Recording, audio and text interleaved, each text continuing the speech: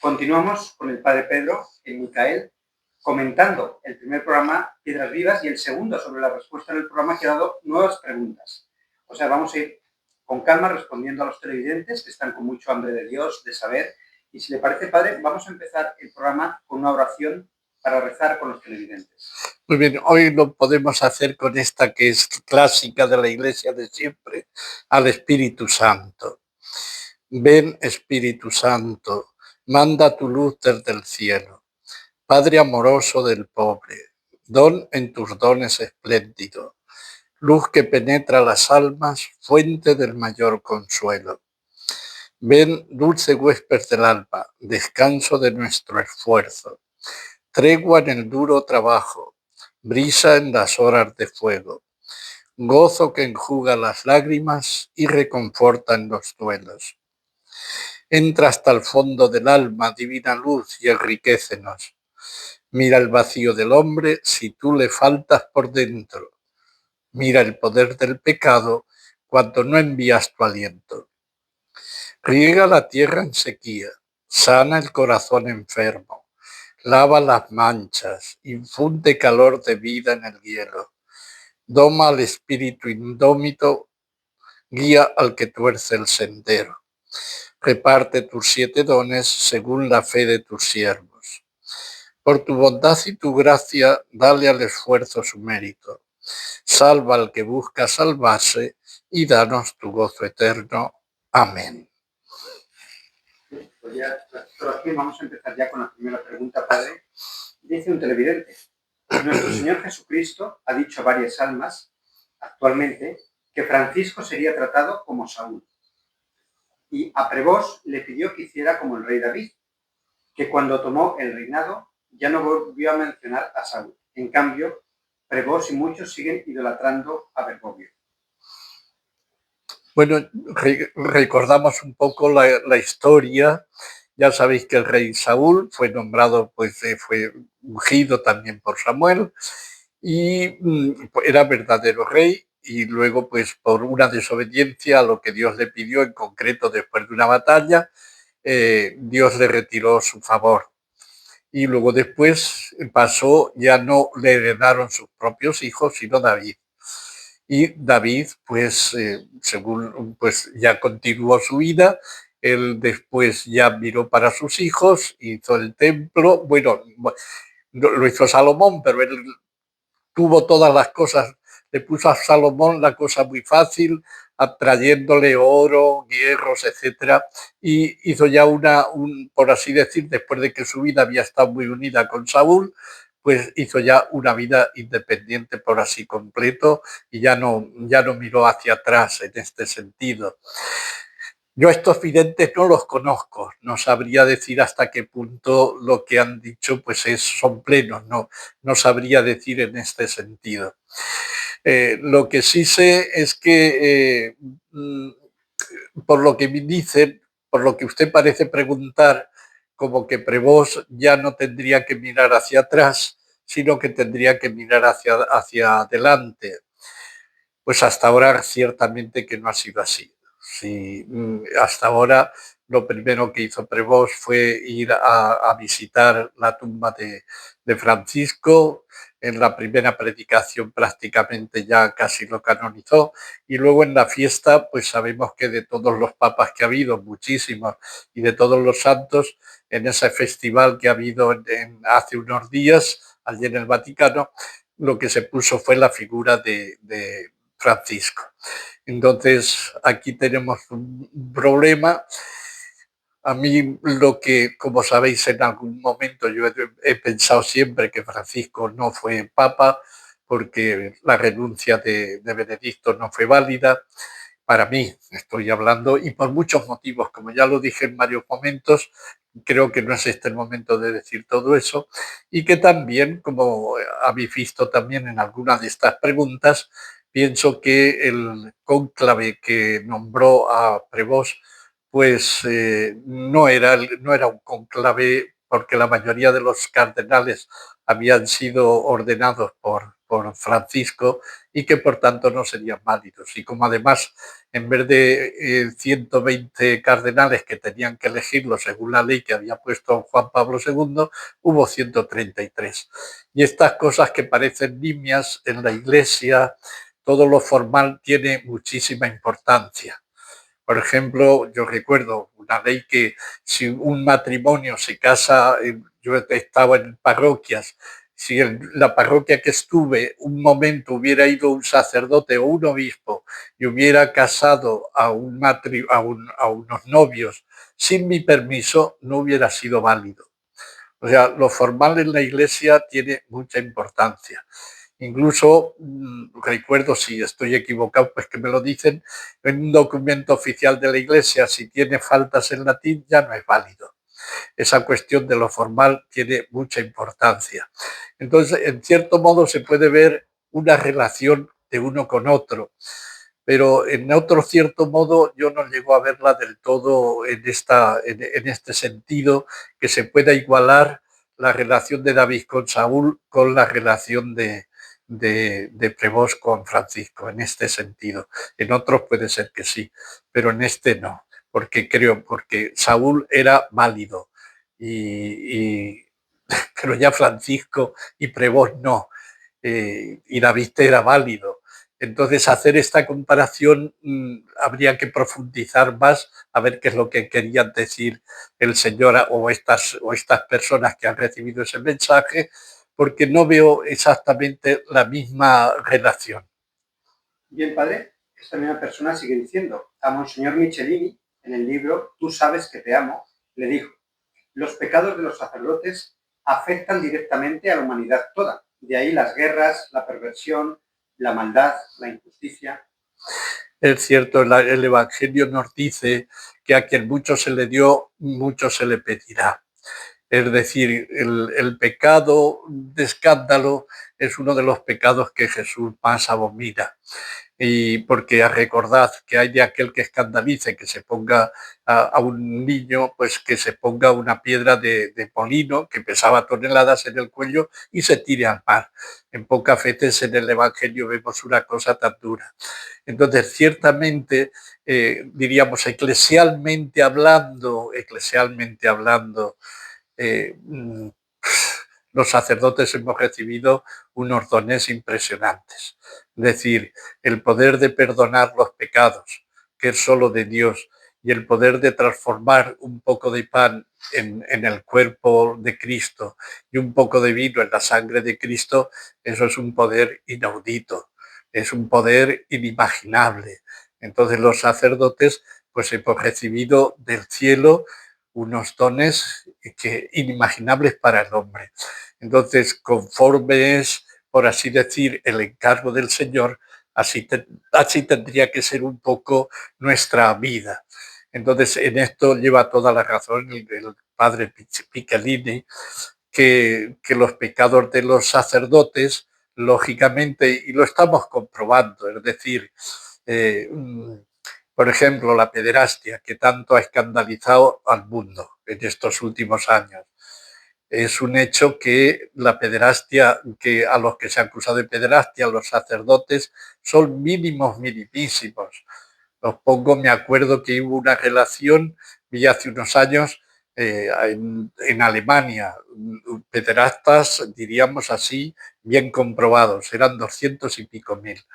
Y habían sido muy pocos sacerdotes, el 0,1, no recuerdo bien, pero era minimísimo. De esos 200.000, ¿quién salieron en los periódicos? Ninguno, solo sacerdotes.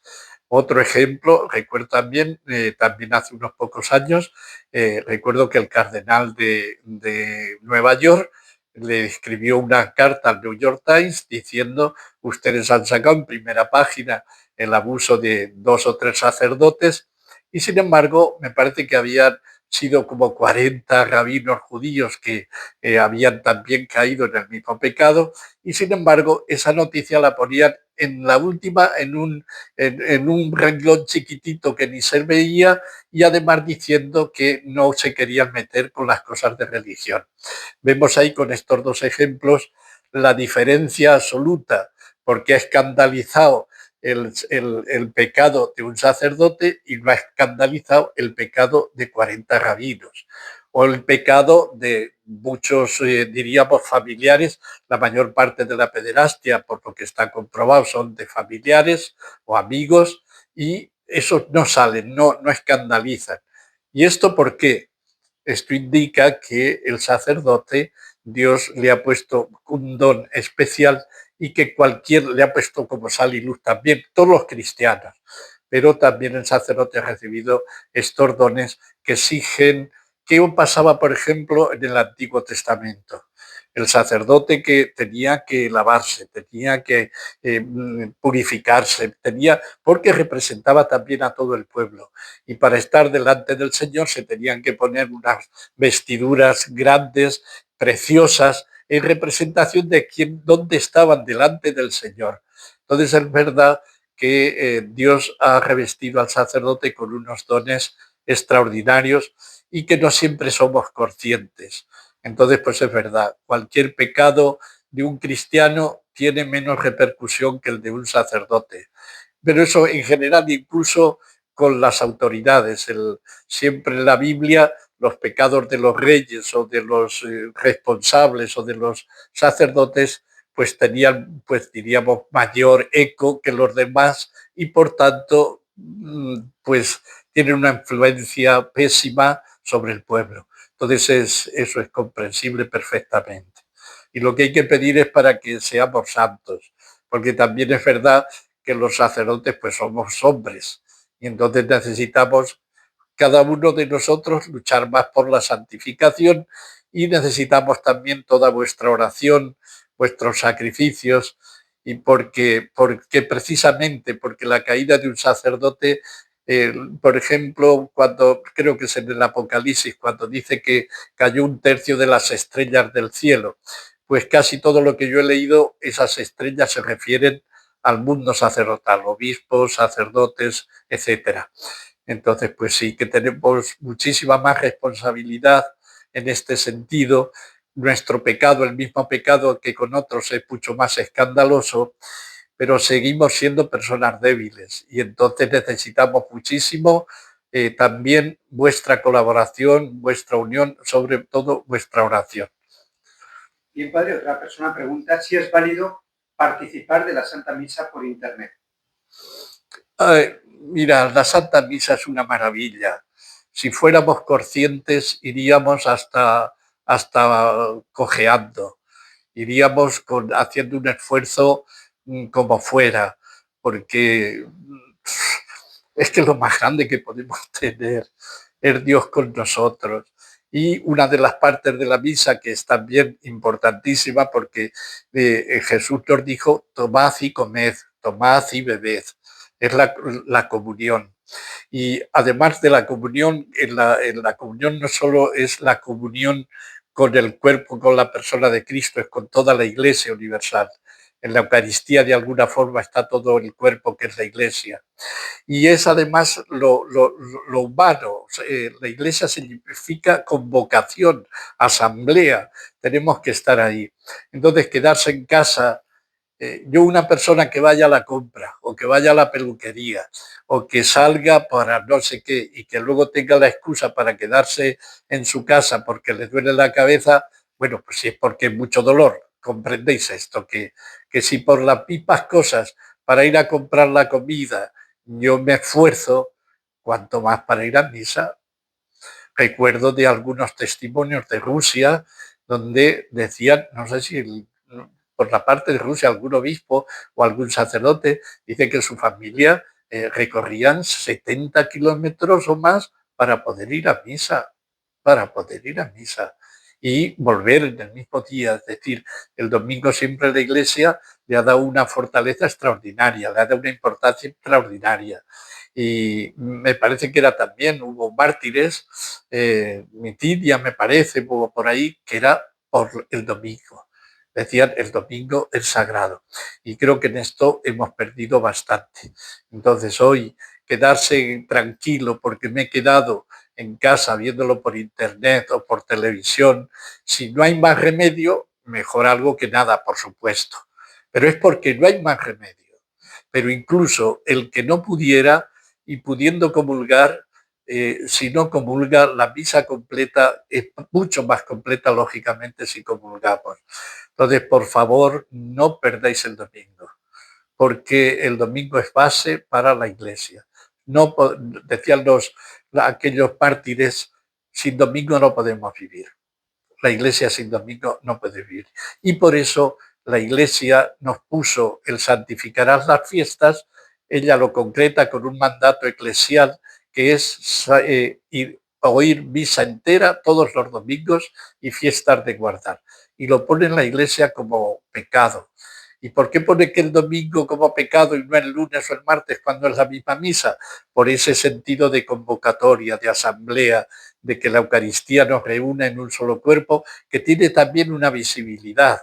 Entonces, por favor, hagan todo el esfuerzo y no se queden en casa, porque si no hay más remedio, porque es imposible, porque uno está enfermo en la cama o lo que sea, pues lógicamente es mucho mejor eso que nada. Pero mientras que estén nuestras posibilidades, debemos ir aún haciendo el mayor esfuerzo. Vamos con otra pregunta que dice así: las reformas del Vaticano II no fueron hechas para la salud de las almas, sino para desviar a los fieles de la verdadera fe, de modo que hasta cambiaron los ritos de oración. Y pregunta: ¿serán válidos estos ritos cuando fueron elaborados por un masón con la asistencia de 6 protestantes? Yo creo que diríamos decir esa afirmación de que se hicieron para quitarnos de la fe es más que discutible. Yo no me atrevería a decir eso. Pienso más bien que incluso porque el concilio no hizo ninguna reforma litúrgica. La reforma litúrgica fue posterior. Y es verdad que fue encargada a un grupo, que eran 10, de los cuales 6 me parece que eran protestantes. Luego sabemos que Bugnini, que fue uno, era masón, pero tiene sus defectos. Pero luego fue aprobada por Pablo VI. Y luego, además de ser aprobada por Pablo VI, han dicho esa misa santos. Pablo VI está canonizado, Juan Pablo II está canonizado. Nadie podrá decir que Benedicto XVI pues era un hombre torpe o un hombre, diríamos, pues no, y todos esos han dicho ese rito. Y yo creo que hay muchos santos hoy que se han alimentado de esa Santa Misa y siendo válida, no podemos decir que era para evitar. ¿Qué ha podido provocar eso? Puede ser que en algunos casos haya podido, pero en la intención no creo que estuviera ese sentido. Entonces, el concilio lo que dijo: renuévese todo esto, revísese. Pero eso en la Iglesia siempre ha existido también este deseo de mejorar, de adaptarse a los tiempos. Y como es verdad que tenemos también que comprender lo que llaman en alemán el Sichtleben, es decir, las circunstancias generales. Pues es verdad que el mundo del siglo XX, pues muy diferente de los siglos anteriores. Entonces, en los siglos anteriores se podía estar mucho tiempo y con una cultura más o menos. Pero el siglo XX ha sido de una rapidez, parte del XIX, pero diríamos en el siglo XX, de una rapidez asombrosa en todo. Antes los pueblos no teníamos aviones para comunicarnos los unos con los otros. Uno que vivía en un país difícilmente caminaba a otro. Y hoy lo que tenemos es una avalancha de que todo el mundo hemos visitado medio mundo, o que hemos estado, no sé cómo decir, hay una serie de cosas que han hecho un mundo, tanto por la técnica como por un montón de cosas que yo recuerdo cuando era niño, pues sin salir de mí, cuando era niño en mi pueblo, pues se cortaba, se segaba el trigo o la cebada como en tiempo de los romanos y se aventaba como en tiempos de los romanos. Digo, si he sido privilegiado, muy poquita luz, fue al poco cuando salió la radio, luego pues el transistor, luego vino la televisión, y todo esto ha traído una serie de consecuencias. Mirad una cosa, por ejemplo, un ejemplo tonto de lo que ha cambiado el mundo en poquísimo tiempo. Yo algunas veces digo, mira que somos torpes los hombres, porque una cosa tan sencilla como la fregona, una cosa tan sencilla como la fregona, lo que ha revolucionado, lo que ha liberado a la mujer. Ha liberado a la mujer más la fregona que todas las leyes juntas y todo el feminismo junto. Porque yo de niño recuerdo que se fregaba el suelo de rodillas con la mano y ahora simplemente con la fregona. Digamos, por ejemplo, la lavadora. Recuerdo de niño que iba la gente también pues al día afuera. No, es decir, hemos tenido una serie de cambios. La mujer ha podido llegar porque el trabajo de la casa le ha facilitado muchísimo todos los inventos que hemos tenido y eso jamás se había dado en la historia. Es decir, hemos tenido una serie de circunstancias de todo tipo y después de 2 guerras es mucho más. Entonces tenemos que comprender también como esa cierta necesidad de tratar de que la Iglesia tiene como objeto salvar a la humanidad, tiene como objeto salvar las almas. Entonces, pues si hablando en cada idioma, en español, se puede entender mejor, pues estoy seguro que, por ejemplo, como intención, el que se pusiera, yo creo que hemos perdido al quitar el latín, pero en cierto modo es comprensible que decir, si lo ponemos en español o lo ponemos en el idioma propio de que se quiera, la gente va a poder entender. La intención era que la gente pudiera entender la Eucaristía. Y no me digáis que esa es una mala intención, porque poder entender la Eucaristía es fundamental. Cuanto más comprendamos la Eucaristía, que es el misterio que encierra el misterio de Dios y el misterio de la Iglesia y el misterio de alguna forma decir de cielos y tierra en una sola cosa, pues cuanto más lo comprendamos, mucho más felices vamos a ser, muchos mejores cristianos, vamos a tener la alegría de la sabiduría. Hoy mismo oía yo, por ejemplo, de la alegría de la sabiduría, no de otras cosas. Eso es una maravilla. Entonces, poner ya que había una mala intención, puede ser que en algunos lo hubiera y que aprovecharan esa buena intención, como siempre. Hay gente que se aprovecha de la buena intención y pueden llevar por caminos o por cosas que no son. Pero la intención primera del Vaticano al decir revísese la liturgia, sin duda ninguna que era buena. Bien, padre, si le parece lo dejamos por ahora y le pedimos que despida el programa con una bendición. Oh, encantado. Y seguiremos respondiendo preguntas en próximos espacios, que nadie se... Perfecto. Pues nada, alegrémonos de que tengamos inquietud. Pues os doy la bendición con sumo agrado y que esta bendición nos dé el Espíritu Santo para darnos el gozo de la verdadera sabiduría. Y la bendición de Dios Todopoderoso, Padre, Hijo y Espíritu Santo, descienda sobre vosotros y permanezca para siempre. Amén. Amén.